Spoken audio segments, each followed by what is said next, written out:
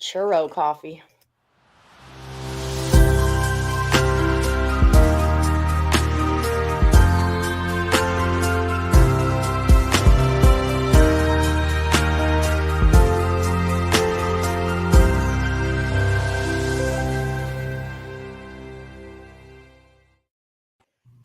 Happy opening day, everybody. It's opening day of baseball season. We weren't even sure if we would get an opening day, and here we are on opening day. Yeah, we did it. We did it. I'm Allie Burns from Picks and Parlays. This here is Detroit Lenny. We're excited, people. And we've got a new promo, too. We've got a Masters promo, and it's for anyone who's interested in signing up with DraftKings. All right. So if you sign up with DraftKings and you bet $5 on the Masters, every time that Bryson DeChanbeau gets a birdie in the first round, they're going to drop an extra $25 into your account. So that is kind of a limitless. I don't want to say limitless. There's only so many holes and so many birdies, but it's a good spot to be in. It's a good spot to be in. So check it out. The promo code is it just morning? No now? Promo code. It's just you just click that link. Just click the link in the description. It's geo-tracked, so it'll take it to. It says it comes from us and to their particular state. This thing ain't gonna work for me. This back screen thing. Yeah, I know you kind of keep disappearing. Right, maybe not. It's because there's only light coming from this side of my room. Oh, so the other side is kind of dark unless I raise my hand into the light. But when it's down here, it's in the dark. See? Dark. It's the magic of production, people. It's the magic of production. I pull a rabbit out my ass. Oh, that'd be cool. We can do that with the magic of green screens.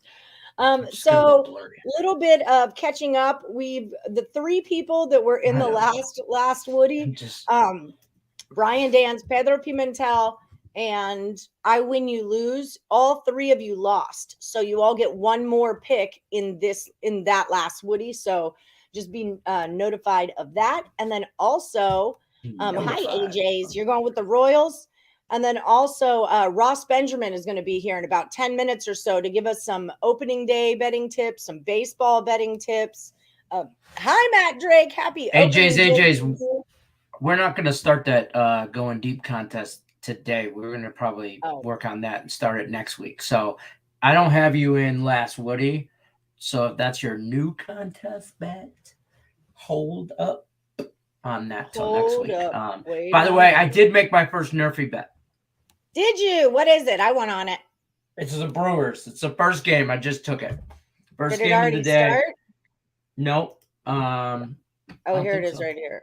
I think it's at 11 our time or 11:30. Nerfy. But so I took the Nerfy in the first day of the game. That's going to determine my whole season. That's how I'm at. That's where I'm at. Oh, shiz. What's it under? Game props? Yes. It's hard to find. Team to it's score like last. minus 150. I don't see it. You got it's will there be a score in the first inning? No, it's minus 148 right now. I've got will there be extra innings? Yep, keep going down. Team to score first, team to score first win, team to score first, team blah blah blah blah blah blah blah. Will there be a score in the first? Okay, so no, there will not be. No. Oh, it just dropped to 134. 134, yeah. Moving lines. That's what we're doing. Moving lines and changing lives. It froze me. It's like, nope, you can't have this. It's because it just adjusted on my book. Don't tell me no. All right, I'll just keep that up. I took the two free picks, which Tim Earl had the over in the Pirates game, which I know it's supposed to be really, really windy, but I'm not sure about rain. I was talking to my friend Joe Loera, who, if you guys remember him from last year, hey Tate, hi Mr. Q. If you remember him from last season, I had Joe come on. He did statistics with me when I worked with the Aviators. And so he's going to start coming on Fridays and be our Cubs expert and kind of just give us some updates on what the Cubs are doing. And I was kind of thinking it might be cool if we get a few Woodies or experts that are just focused on one team and come in once a week and give us a little update on what that team's doing. What do you think about that? Yes, no? I like it. I like it. Me like it. I'll give you all an update on the Tigers on a daily. Don't worry. Don't worry. I got you guys. I already got a Tigers guy, so just settle down there. Okay. No, I'm just kidding. So don't try and jump in, anybody. I got this job on lockdown. Ooh, AA is going Cubs, Brewers, no run first inning. Why can't I get this? You better let me bet on this. Because they're all watching my show, and now they're changing the lines. Hey, it's my show. It's our show. They're all watching me talk on your show. Okay. How's about that? I can accept that. What's up, Julie? I went 2-0 in the Handicapper again on my Russian table tennis. By the way, you're in second place. I can pull those numbers up. Hold on. Julie Carly's gangster. You want to know why she's gangster? She's got 2 picks in the last Woody standing, and for the last couple of days, she takes them the same damn pick. She ain't scared. She ain't scared. Get it, boo. She's coming at you. Allie Burns is in second place in the Handicap 10 just off Russian table tennis. I know my loss was that damn teaser that Drunk Allie put in, and I lost 1 table tennis. And damn that girl. Drunk Allie. Bitch. If she didn't do so much laundry, I'd kick her out. I'd kick her right out. I'd kick her ass right out. I think I lost 2 tables. I have 3 losses, but anyway. Yes.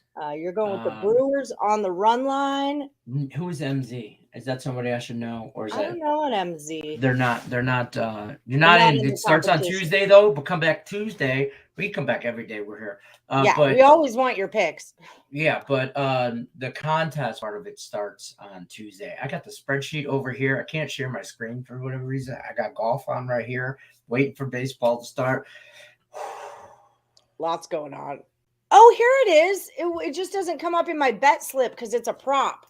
It's technically a prop, yeah. I see. Yeah, okay. I understand why it wouldn't do it. Okay, let's go. No, Kate, I don't have you in either. Oh, you're just saying Nerfy Reds game. All right. Yeah.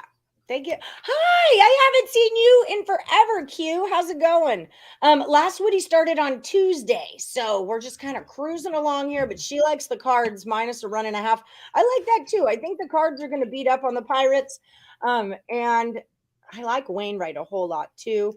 I'm going with the over 8. I already bet it, and then I bet the Reds on the run line. Reds plus 1.5 at minus 115, and I sprinkled that money line, just kind of fading the champs in this one.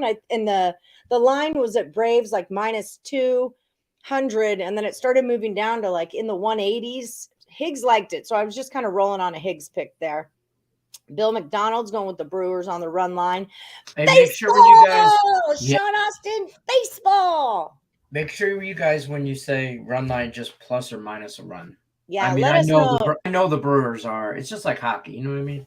Yeah, let us know, because otherwise we have to look it up, and it's a pain in the A and all that. Damn, Blues took you out, those pinche Blues. Monday and yesterday again. Oh, Raymond. I can't win a last Woody standing to save my freaking life, but I can do Handicapper Con.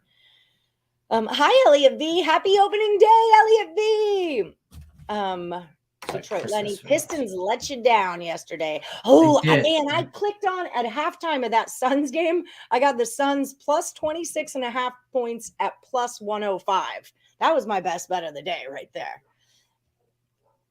Plus 26.5 points at plus money. Come on, baby. Yeah, they only lost that game by 7. Pistons let me down. Red Wings let me down. I just had a bad day. I've been having a bad month. How are the Tigers going to do today? They're not playing. Okay, so you're lucky then. You're lucky. Yeah, tomorrow they play the White Sox. Oh, I remember this, Tate. Yeah, George did hit 3 threes, and he hit 2 in the first 6 minutes and then went 0-4 the rest of the game. That Nets comeback was exhilarating. You like the Brewers team total to go under? I don't hate that bet.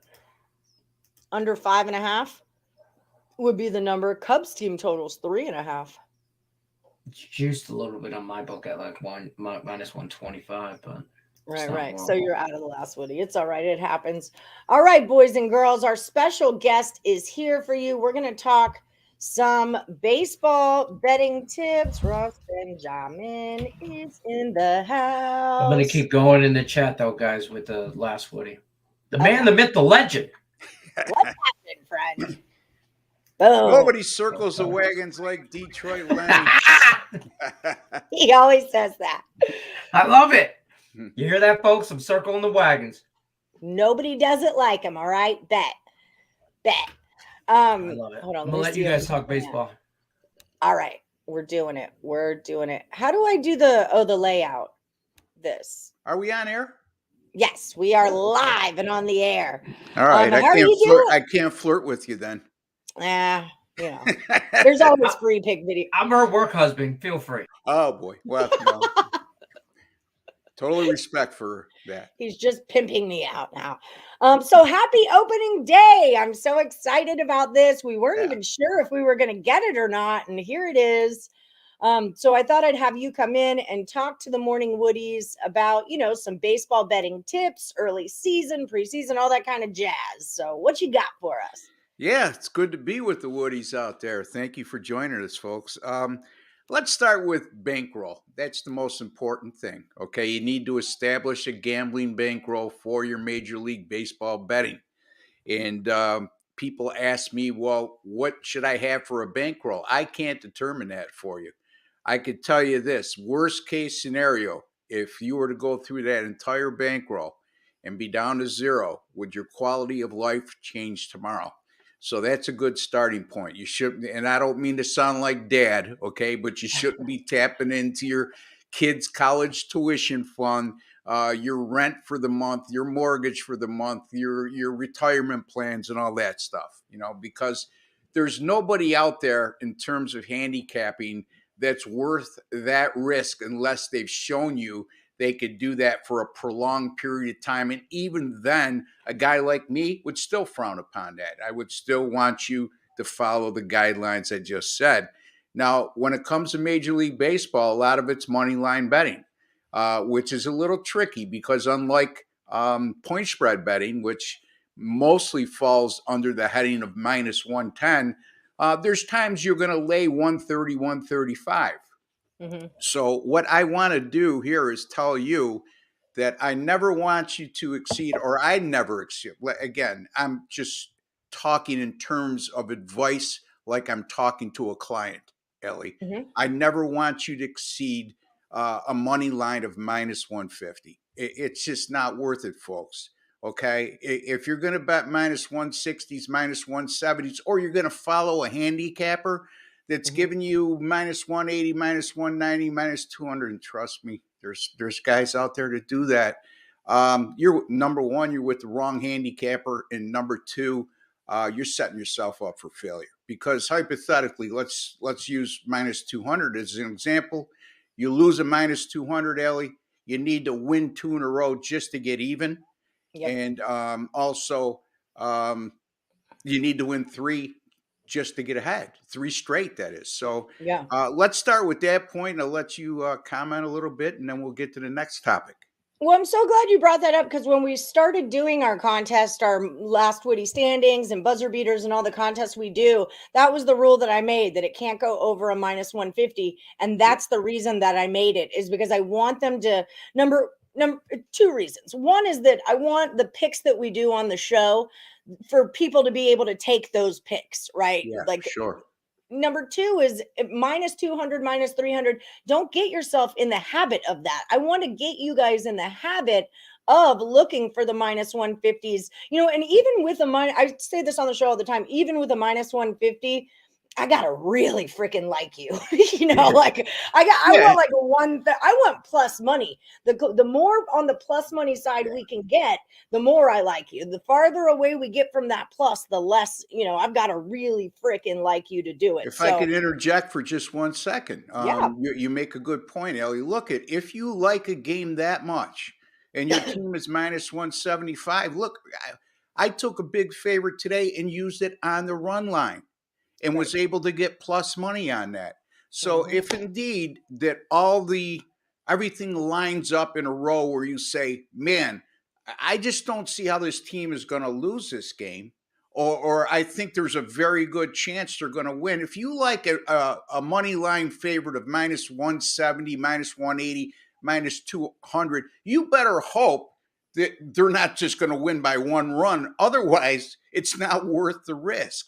So, I mean, it's not an exact science, but that's a second part of that equation. Right. Yeah, it's a big difference. It makes a huge difference. It definitely does.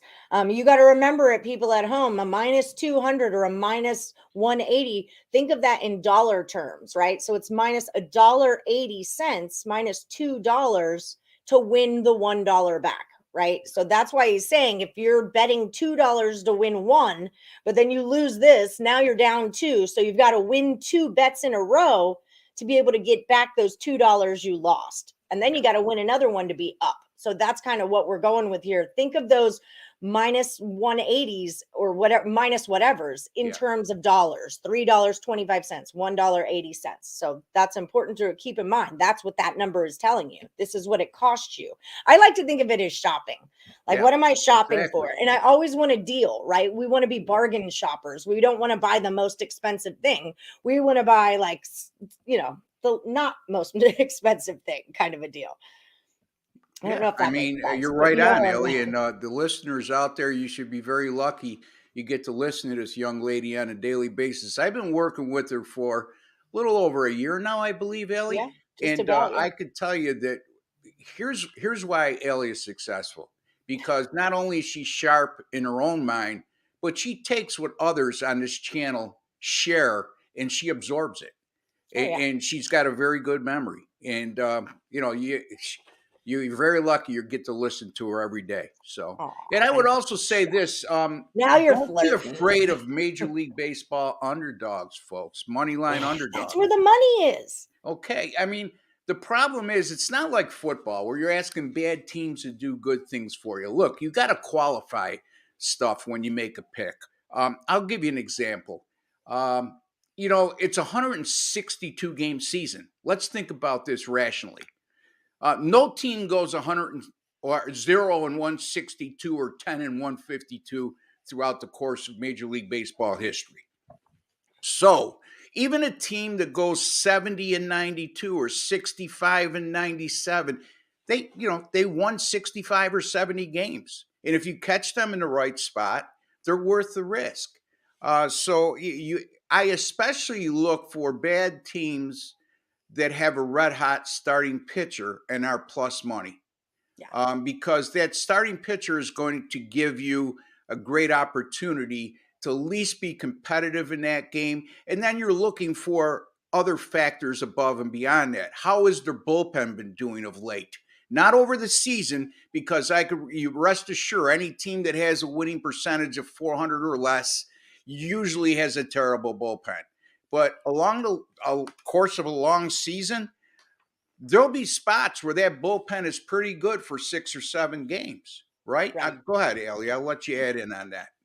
No, I just wanted to add what the bullpen is, because a lot of people aren't really baseball. They don't speak of baseball vernacular.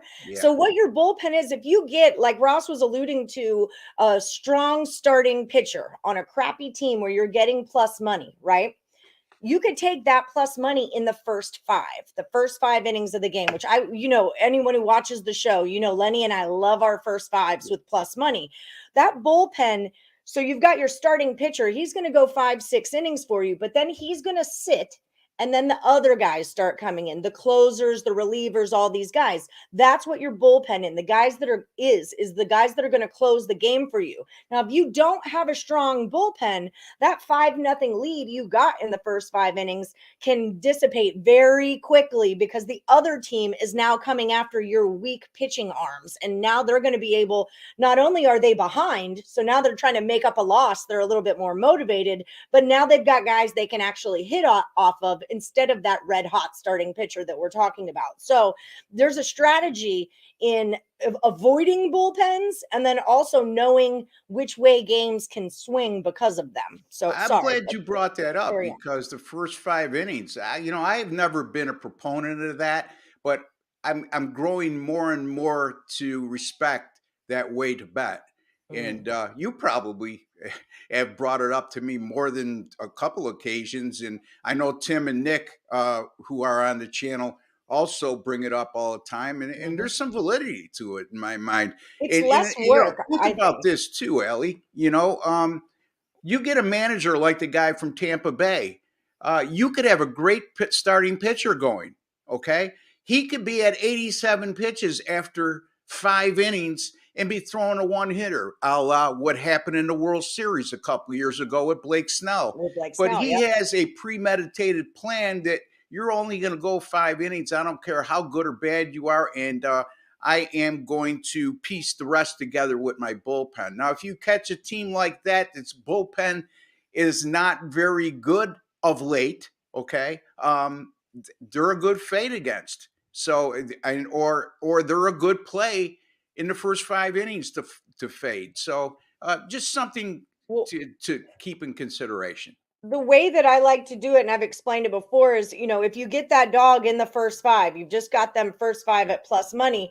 If your calculations work out properly and your dog is now in the lead, your favorite will likely now be at plus money. So now you can get on that side of it and be in a spot where you can't lose money on either way, and you can win both bets.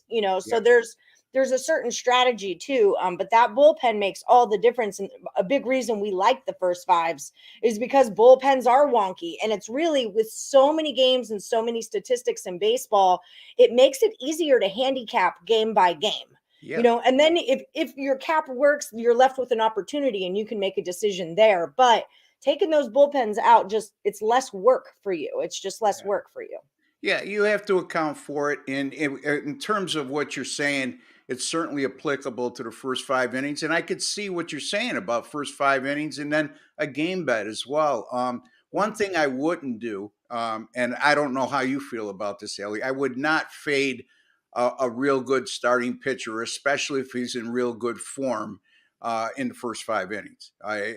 You're putting the odds against you in doing so. Well, it's the way you said it. It's that if you have a red hot starting pitcher on a crappy team, right, that's what you're looking for right there. Now, speaking of fading pitchers, everyone remembers last year, frickin' Corey Kluber. Corey Kluber steps on a mound. I'm going to be on the other side of him first 5 every single time.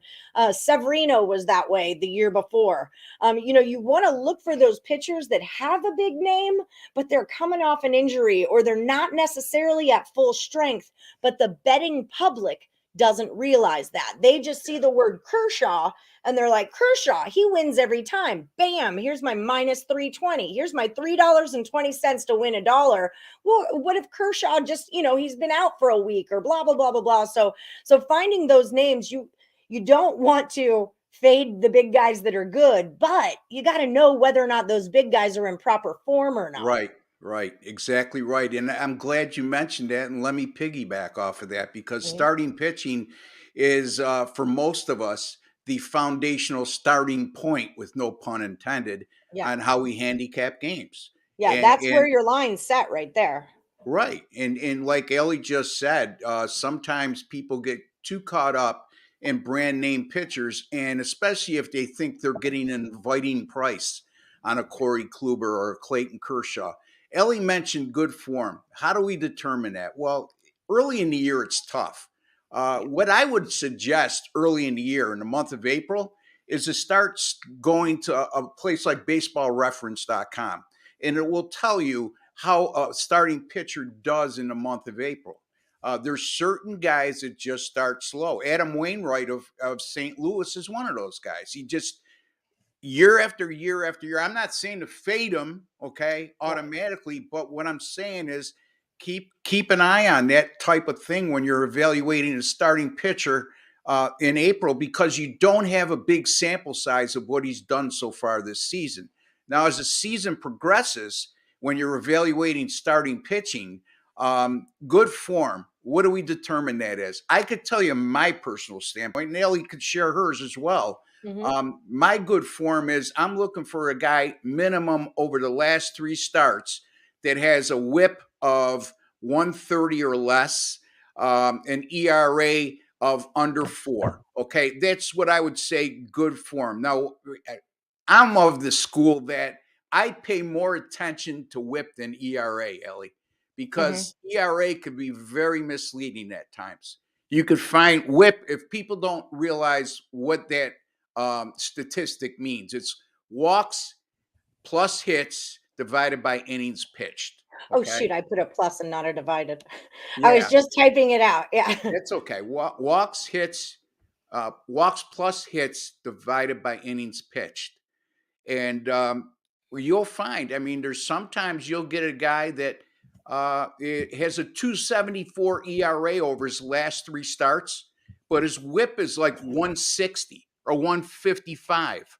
What that indicates to me is this guy's been wiggling out of a lot of jams, and sooner or later he's going to get torched. Okay, so don't just get caught up with ERA. It's important to a degree. Really pay attention to whip when you're evaluating a starting pitcher. And also early in the year, without the same sample, without a proper sample size or a sizable sample size, check out any site that you want to get, any site that gives out valid MLB stats. It's credible. Baseball Reference is mine. I'll go there and see how a pitcher does over the course of his career or even the last couple of years in the month of April. Does that make sense? Yeah, absolutely. I mean, the thing that when I look at an ERA or a whip, I don't even necessarily, it's not that I do relate it to the pitcher, obviously, but I'm also looking at your fielders, because if your fielders are on point, then those hits, like walk is on the pitcher, right? If you're getting walked, the pitcher screwed something up. But, if you're getting hits, but the runs, like when it comes down to an ERA, a run average, that's your fielding, like, okay, so he got on first or he got on second. So if you've got a guy that's got, a low ERA, but a high whip, he's got good fielders, but he's not very good at throwing. So he might load up those bases, but the fielders will stop them from scoring. And that's kind of like the difference between the two for me. Or he's a good power pitcher that's able to wiggle out of a lot of jams with strikeouts. Right. That's the other part of the equation. So I know I don't want to overwhelm the viewers, with all this stuff to consider, but if you can remember just a couple of these talking points, it'll make you a better MLB handicapper tomorrow than you were today. Yeah. And there's so many angles. I mean, that's really the thing about baseball, is there are just so many angles and so many things to bet on. There's no runs first inning, yes run first inning, first 5. I think they even do first 3s and alternate lines and run line. I mean, there's a lot, and it's a lot going on, and it's every single day. It's every day you're going to get a ton of action. So I would, like, a big rule of thumb for me in the beginning of the season is just to start slow. Like, I like to have at least a week under my belt. That way, the whole starting pitching rotation, I kind of have them in stats. I see what's going on. Yep. And now I can compare, like, oh, okay, so you gave up 1 and blah, blah, blah. You only pitched 2 innings. Someone might have a 0.83 ERA in the beginning of the season, or they've only pitched 2 innings. It's Tampa Bay is a perfect example of that, right? Again, I hate to pick on Dave Cash, but they'll use maybe 3 starting pitchers in their starting rotation, and then the other 2 days they're piecing together with their bullpen, right? So you have to look deeper, and that's a perfect. I'm glad you brought that up, Ellie, because managers in the modern day baseball are not what we saw 20 years ago or even 10 years ago. They approach things more so from an analytical standpoint than from a feel or gut, the way most managers used to do in the old days. So, and the other thing is weather reports. And before I get to weather reports, I'm going to piggyback off of Ellie again. She's mentioned some very interesting points, but what I gathered from that and what came to my mind is, unlike basketball and football, Major League Baseball stats and numbers don't lie. Okay. Yeah. And they're applicable more in baseball than they are to any other mainstream sport, for that specific reason. I mean, when you start to account for pitchers, you start to account for recent form of pitchers. Yeah. I mean, I'll go back and say, look, this team's hitting 225 for the year, but they're starting to come on. They've scored 5 or more runs in their last 7, and they're hitting 272 as a team. And more importantly, their OBP, or on base percentage, is over 340. So those are the types of things. I mean, it's a long season, folks, 162 games. You get halfway through the year or 3/4 through the year, and you just start looking at season statistics and not recent statistics or recent statistical trends. Your life's gonna be very difficult when betting on Major League Baseball. How are you with like? I really like recent trends. Like in the last Recent, 5, they're recent is the doing key, things. Ellie. That's Yeah, true. like what are they doing in their last 5? Are they just Yeah, jamming that ball yeah. out of the park every single time? Are they, what are they doing? Is it always going under? Is it always going over? Pay attention to things like that. I know a lot of the Woodies who were with me last baseball season, I got out of my really stat heavy way of handicapping, and I kind of just started focusing on trends. This season, I'm going to kind of mush the two together. I'm going to do my stats, but with like the conscious outlook of looking for trends. Yep. When I first did it, it would be, these are my stats. What did these numbers tell me? Now I want to apply trends to those numbers and see how they all work. I just did this in basketball too. I took all my stats out of college basketball all last season, focused more on like trends and line movement. So next basketball season, I'm going to smush these two together. You guys always want to be growing, always be thinking and growing, get more tools in your handicapping toolbox, because there are so many angles and so many ways to do this. Yeah, and even team trends say since last year, or over the last 2 years, over the last 3 years, you could pay attention to them as long as they make sense. Yeah. Okay. Yeah. And Because I weather could and go on for ballparks don't change. Like the yeah, weather in Chicago is always going to be an issue, or the yeah, size of a ballpark will always be the same for overs and unders. But those team members aren't the same, is right. what you're And if telling it's me. under Yeah. the same manager, and the roster has stayed intact, somewhere in the neighborhood of 75% of the roster has stayed intact over the last 3 years. Those team trends I put a lot of emphasis on. But on the other hand, if it's their third manager in 4 years, or it's a brand new manager and they've turned over better than 50% of the roster, which happens a lot these days, it doesn't mean as much is the only way I could put it. And I'm glad you brought that up with Wrigley Field. I Weather see was a just lot of money on the under today in the Cubs game, and you have to account for weather, folks. If and Ellie knows this, games at Wrigley Field, every game on the board normally will have an overnight total. You won't see that at Wrigley Field because of the erratic wind conditions at Wrigley Field. And today, for example, there's going to be 19-mile-an-hour winds blowing out to right center, and you have guys, two pitchers in Corbin Burnes and Kyle Hendricks. Hendricks has historically pitched good at home in his career at Wrigley Field, and Corbin Burnes was just lights out last year. And yet this total is 9, and I see a lot of money going to the under.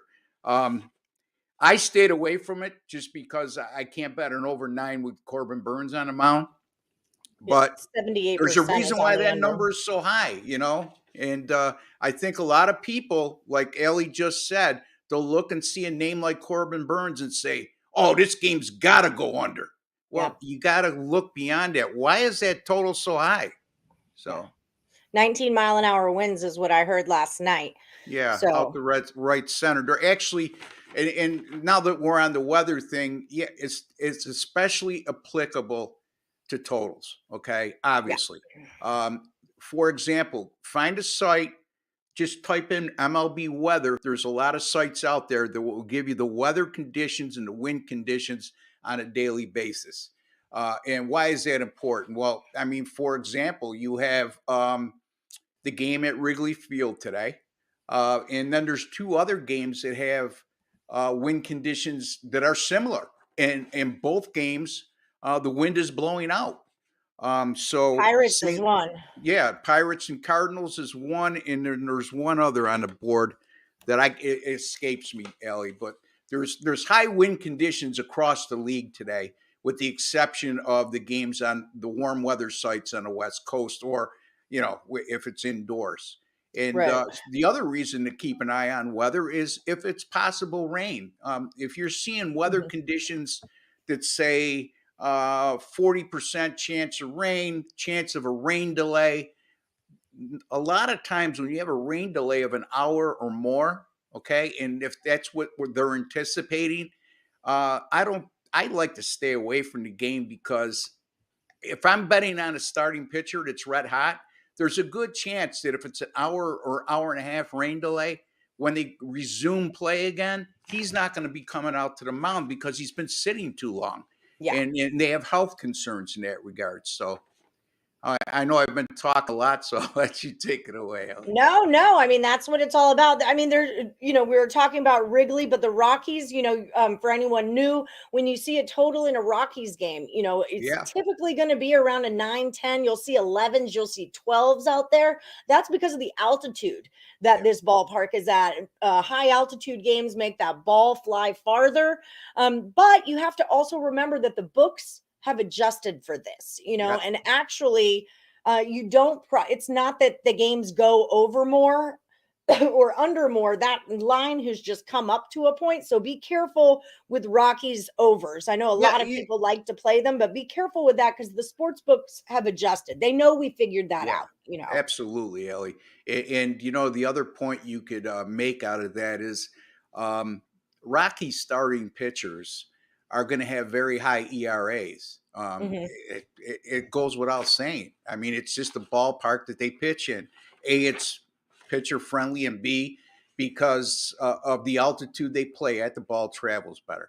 So when you look at a Rockies pitcher on the road, keep that in mind because you really want to pay more attention to how he does on the road and almost eliminate what his ERA and WHIP is at home. So that's a great point, Ellie. I'm glad you brought up that ballpark. And the other thing is too, folks, when evaluating a starting pitcher, you want to look again. I use Baseball Reference for this .com. You want to look at how pitchers pitch in certain ballparks, Ellie, right? Because there are pitchers that struggle in specific ballparks. Are good pitchers, real good pitchers. But there's one or two ballparks they may struggle in, and you want to keep yourself abreast of that as well. Our friend Elliot V is here in the chat. He's a big one on teams that face lefties.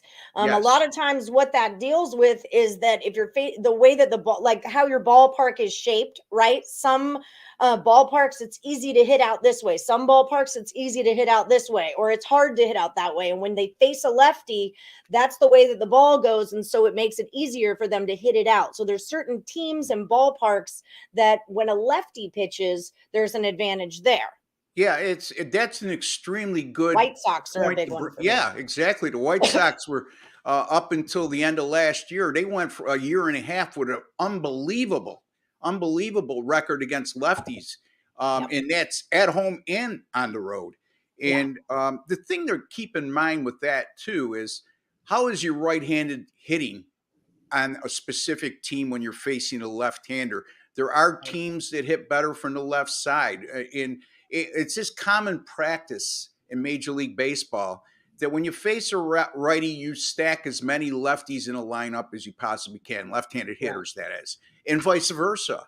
You when you're facing a righty, you want to stack the lineup with as many left-handed hitters as possible. So that also comes into play. It's not always just about the dimensions of a ballpark. It's what the other side has in regards. You're right. Houston was really good against lefties. Chicago, the White Sox, and then there's teams that are terrible against lefties. That's a very good point by the viewer. Yeah. So there's, and I guess like the root of what we're really getting at here is that there are so many angles, and that's why it kind of brings us back to establish rules for yourself. Get your MLB bankroll. This is the amount of money I can screw around with. For me, like back in the day, it would always be on payday. Like it'd be, okay, I'll put $100 on payday into my account. And if I lose it before next payday, I have to wait until next payday before I can put it back in. But hopefully it keeps on moving and keeps. I haven't re-upped my bankroll in a really long time. But there were times I'd have to do it, every single 2 weeks. Every 2 weeks. I get it. I mean, we've all been there. You know what I mean? At some point, you made a lot of mistakes, and you either correct them by listening to people that know more than you or been doing it longer than you, Yep. or you're somebody who's good at self-evaluating, which you're a little of both, Ellie. And you really, I've always kind of taken it, well, in the last 4 years or so, I've always taken it as an investment into my education. You know, it's like paying for college. I spent 8 years in college. I'm still paying student loans, but this is bankroll money. I don't think of it as like I lost. I feel like I invested it into my education, because if you're learning from your mistakes, like not to exceed minus 150 money lines, I know they like to talk crap to me about that in the chat. I like to bet small. I'm not a big giant bettor. I like $5 bets, and I don't freaking care who knows it. I haven't re-upped my bankroll. Does it make you any less of a handicapper or smart better than the person who's betting 3,000 a game? And the other part of that equation when it comes to bankroll, you establish a bankroll. I'm going to be hypothetical here. You have $1,000 betting bankroll. That's really small in the grand scheme of things. And I don't mean to make light of anybody who's in that category or less. It's okay. I'm just using it as a hypothetical number. You should never exceed more than 5% on any one bet. That's a good tip. Most times than not, you should be in the 3% to 4 percentile. 5%, I like to say, for example, 10-star top plays for me, I will bet 5% of my entire bankroll on that game. So you've got $100, you put $5 on it, and that's the most you do. If your bankroll's 1,000, or in your case 100, you bet $5. If it's 1,000, it's a $50 bet. See, my thing, my roll keeps increasing, and then as soon as I increase my limit, it's something in the increase of the limit that starts screwing me. And it's like I'll get up to my 10s, my 15s, and then all of a sudden it goes the other way. And I think it's like excuse the term, but the trip over your own dick syndrome. Yeah. You know, it's like when you're at your highest, that's when the devil comes for you. So you get looser because you are winning, and then you are betting more, and then, you know, and then things for me personally in my head go wrong. I'm very comfortable in the $5 to $10 range. You know, this is where I go. When I get 15 and 20s, I lose money. Yeah, so. I hear, again, another great point, Ellie, and I didn't mean to cut you off there, but I think people are guilty of, and it sounds like you were at one point, is when they get red hot, they get impatient, and they say, oh, you know what, I could have been, look, I went 65% over the last 3 weeks. I only made $300. Just think if I was betting X amount a game instead of the lesser amount, how much money I would be up. And then they do that. And it took you 3 weeks to build that bankroll up from 1,000 to 1,700, say, and you dissipate that $700 because you all of a sudden came back to earth a little bit. So there's two schools of thought to that. I think of it in unit size, like in a lot of my games, like if I'm screwing around with hockey or stuff I don't really know about, I'll do like $2 bets, right? Just to kind of get action and see, like learn from it, see how lines are, see what's going on, right? So say at the end of that day, if I only made $8, right? But I'm up 4 bets. You know, I think of it in unit size that I'm up 4 bets. So you know, it's all the way you think of it. But it's really, when it comes down to it, Ellie, think about it. I mean, units is the same thing as percent. I mean, if you're betting 1% of your bankroll, it's 1 unit. If you're betting 2% of your bankroll, it's 2 units. You could look at it in that aspect. And what I was going to say was there's 2 schools of thought when it comes to increasing your size of your bets. Number one, you don't. Okay. You say, you know what? There's ups and downs throughout the year, but I'm confident enough to know over the long course of time that if I continue to grind it out, I'm going to make a profit, and I'm going to have to stay patient. And, and that's it. Or you could say, for example, I started with $1,000. If I get up to 2,000, okay, now I'll start betting 5% of 2,000 or 4% of 2,000. But when you start with $1,000 bankroll, and I say you should be betting no more than 5% of your bankroll, that you always use that number from your starting bankroll. You don't go 5% when you get up to 1,500. Okay, keep it at 5%. And if you want to increase down the road, set a number that if I get to this number, then I'm going to do 5% of 2,000 instead of 1,000, Right. for example. And if I get back down to 1,500, then I'm going to start doing 5% of 1,000 again, my starting bankroll. But I would suggest get your starting bankroll, establish a number, and stick to it. Yeah. Because that's where you get in trouble. What Ellie just described. You get too hot or you chase when you're losing. And that's the worst thing.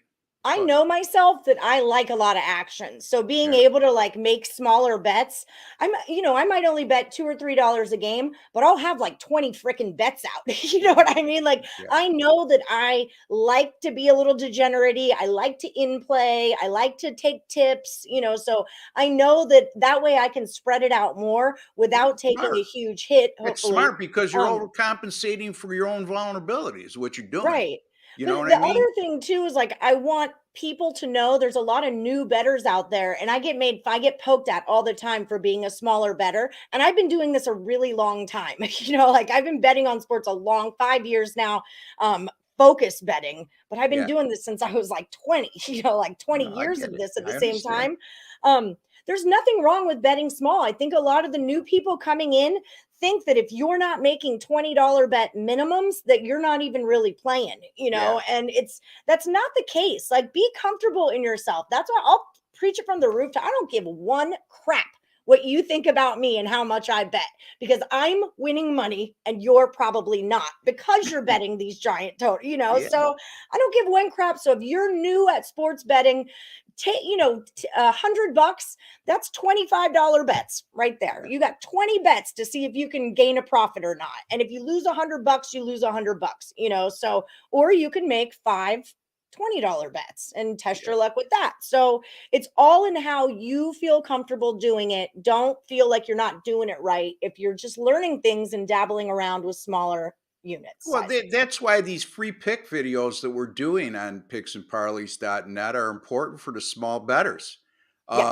Because it's not worth you spending the money with me or some of the other great handicappers at picksandparlays.net, because you're going to pay more than it's just not worth it. It doesn't equate if you're betting $10 a game to spend $4.99 with Craig Trapp, or to spend $4.99 with Chip Chirimbus or myself for a month, because we'd have to go an astronomical win percentage just to get you to a break-even point, and that's unrealistic. So it's not our best picks that we give out on these free pick videos, but it certainly beats the alternative of just betting on your own as an inexperienced sports bettor. I would always encourage, if you're betting $100 a game or more, to really consider going with a professional. But if you're betting any less than that, there's nothing wrong with that. I mean, I'd be hypocritical, or Ellie would be hypocritical, to be professing use proper money management and then encouraging you to bet more than you're comfortable with or can afford. Well, and another thing with the comfort level is, and I see this through all kinds of people around me all the time, I freaking like sports. I don't want to hate this game. I don't want my stomach in a pit and pacing the house, because if I lose this freaking bet, it's just, like, I want to bet an amount where if I lose the bet, then if I lose the bet, it's fine. Like, it's okay. Sugar. I'll get them next time. Because otherwise, emotion. We've only got 10 minutes left. Yeah, I understand, because that was one of the hardest things that I had to overcome as a young man in this business. Is I become so emotionally wrapped up in what just happened. You lost 2 games by a half a point. You went 1-2 instead of winning 900 on the night. You lost 750, whatever. And then you carry it over to the next day, and it clouds your thinking. I equate it to a doctor. Okay. And I've said this to Ellie numerous times. So excuse me, Ellie, because you've heard this a million times, but let me share this with a viewer. If you're a doctor, and again, I know it might not be a good analogy because doctors deal with life and death. Sports gambling is not life and death. Okay. The bottom line is, if a doctor has a patient that he's been attending to for years, or even the last couple months, and that patient happens to die, and he carries that emotion over to the next patient, it's going to cloud his thinking, and he's not going to make rational, sane, or sound decisions. It's the same thing with sports betting.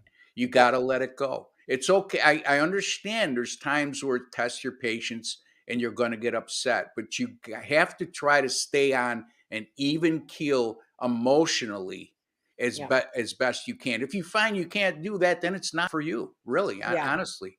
So, or you could be like Ellie. Ellie knows that she gets real emotional when she bets more money. So how does she get around that? Okay, I want to bet a lot of games, but I don't want to be to the point where if I go 3-17 one day, that I'm going to be broke for the next 3 months. So what she does to overcompensate for her vulnerability, which is I would need to bet a lot of games, is say, okay, well, I'll just bet less money. So right, it's a marathon, like I told my mother, there's never going to be a day in my life where I stop betting on sports. I mean, there could be if I go broke and I wind up in an institution. Say? I could only imagine. I've heard a couple conversations because my mom will get on me. She's like, "Oh, with your $5 bet, you're so blah," and I'm like, you know what, sister, you know what? Yeah. I am learning something. I am like in a process of trying to figure out my next level of handicapping. This is what I'm comfortable with. There's no reason to, Julie Carly won the last Woody. Holy cow. Oh, I've got to let you go, Ross. We've only got 8 minutes left to go. I'm sorry. So sorry. No, that was great. I had a great time. I hope the viewers take something away from the conversation that me and Ellie have, and you put it to good use. So yes, thank you definitely. for watching, and thank you for having me. Yeah, and check out Ross Benjamin's premium plays at picksandparlays.net. Actually, we changed that promo code. It is now MLB. So head over to picksandparlays.net.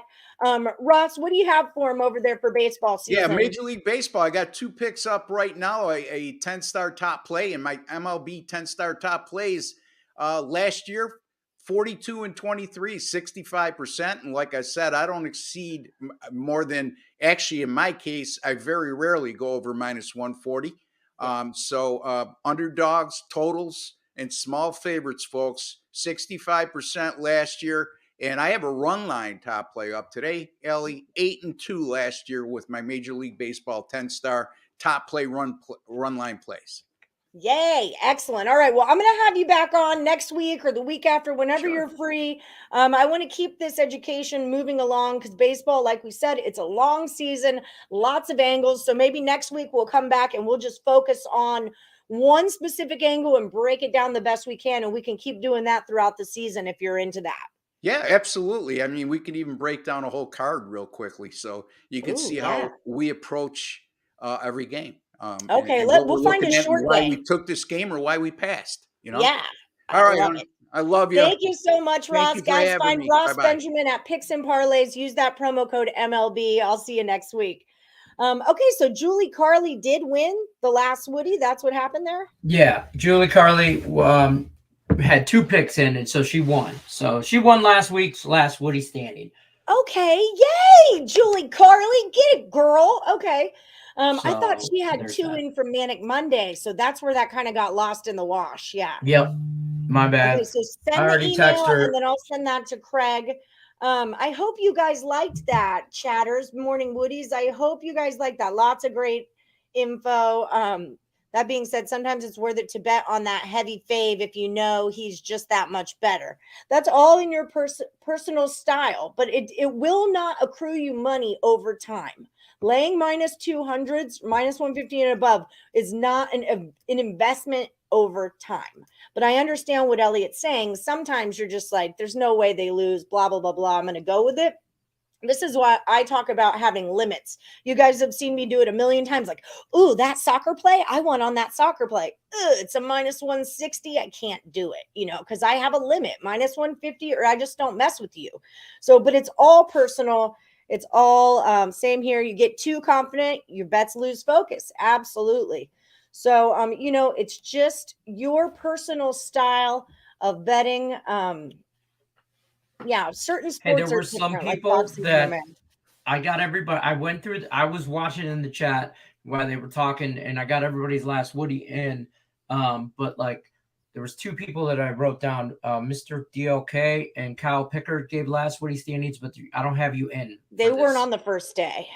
All right, so Okay. That I remember. I don't remember. You guys know if you enter on Tuesday, you have to enter every day, not just days that go on. I think sometimes they just forget which day it starts. Because Mr. fair. DLK is pretty good at it. Like, I know Mr. DLK and Kyle Pickard, but they might be thinking it's Thursday and we're starting a new contest. Yeah, because they haven't been in as long. Like, they haven't been with us as recently. They've been here for a long time, but just not recently. Oh my God! Here's the Jock Diesel parlay of the day. No, thank you. Yeah, you're nuts, Jock. Okay, guys, we're gonna Jock get out Diesel. of If here. you're watching, stop tagging me in Facebook shit. Like every post you post I'm tagged in it. Like we bet parlays. I bet my parlays, but I sure in the hell ain't doing the homework to invest in your parlays. You drive me nuts. He's crazy. It's too much work. We don't have a total chaos up tonight because none of you hockey guys wanted to do it. So I'm gonna stop. Baseball started. Huh? I mean, baseball started. Are you focused on more than one sport right now besides baseball? Well, I'm there's really not another sport for me besides baseball now that college basketball is gone. But hockey, I'm not focused on hockey. I had one bet yesterday and it lost, so I'm not even betting hockey. I'm not even talking to you. You haven't even done the show in 5 shows, so I'm not even talking to you. I don't focus on multiple sports. I try not to. That's my thing. That's BS. Hey, you manage your bankroll whatever way you want. It's not a fight. It's just BS because you bet hockey and football and all that shiz at the same time. I know you do. Well, those are real sports. But I wasn't even talking. I wasn't even talking to you. But I think Dre Richardson, Nick Parsons, and Terry Edelman, I'm going to have them on tonight for NHL. No, it just annoys me. Nick Earl's like, no, I can't because I have baseball papers to look at. We're talking about a 15-minute freaking show about the thing that you won't stop talking about, basically. So, okay. Well, now we're focused on hockey. Or, I mean, on baseball. I am anyway. I'm going to use you tomorrow, Daniel, for Friday. And I'm not going to do an MLB chaos for a week. It's too soon, right? Yeah, it's way too soon. I'm not even putting that out there. I'm not putting that juju out there yet. But Daniel, I'm going to use you for NBA tomorrow if you're free for that. No buzzer beaters. We're not doing that. You're making a joke. Okay, guys, that just about does it for us. Yeah, that's it for us. Yeah, Daniel, I just did stats. You're 8-6. Daniel Henderson, 8-6. Lenny, you were 8-10-2 for your chaos. Hockey. Yeah, for hockey. But for the season, you were 7-7-1 back when you were doing football and that. Without hockey, you were 7-7-1. So not bad. I just couldn't beat damn Sean Higgs. You were 4-9-1 against Higgs. 4-9-1. Yeah. He was 9-9-1 on football. So yeah, he was tough. Higgs is tough. He was living rent free in my head for football season. That's fine. Baseball's here, brother man. Baseball's here, brother man. You got to bring the panda head back. I ain't bringing nothing. I'm bringing this right here. This is the moneymaker from now on. All right. Well, then you've got time to prepare. So get your head right. Get your head right. Till football comes back. But you're going to be in baseball chaos, right? Mm-hmm. I'll do baseball chaos. Yeah. Okay. I don't like basketball. Basketball's. I never even offered you basketball because I know it's basketball, hockey, football. Real sports besides basketball. I'm in, but I don't know. Fair. And then I think Daniel Henderson and Lex Steele are going to start doing a tennis, or we're going to come out with a tennis for them. When we get a little deeper into a tennis game. Fair enough. All right. So that just about does it, guys. Thank you so much for watching. Great to see you guys, or great to give you guys all the great information. Let me just say great 78 times because I'm reading Tate's name. I know I'm reading Tate right now. So it's just coming out. It's his fault. It's always his fault. Yeah. But thank you again to our special guest, Ross Benjamin, with all that baseball info. It's a long season, guys. Take your time. Don't unload your entire bankroll on freaking opening day, for crying out loud. I'm on the Reds plus 1.5, and I'm on the Pirates over 8, and I'm on no run first inning in the Brewers game. Those are my 3 bets for today. And check out the Facebook page. Listen to Alejo. He wants the Cubs under 9. I don't have him in the contest. You're not in the contest, I don't think, Wilson. I don't think. All right, guys. Love you. Long time. See you tomorrow at 1 p.m. Eastern. Head over to Just Parlays with Chris King and Jim Williams. Those are some baseball heavy guys over there. Cruise over. Chris King will hook you up with a little. Are you frozen or are you just making that face? He's frozen. What goes around comes around. All right, guys. Good luck, everybody. Unless you're against us. I'm back. Okay.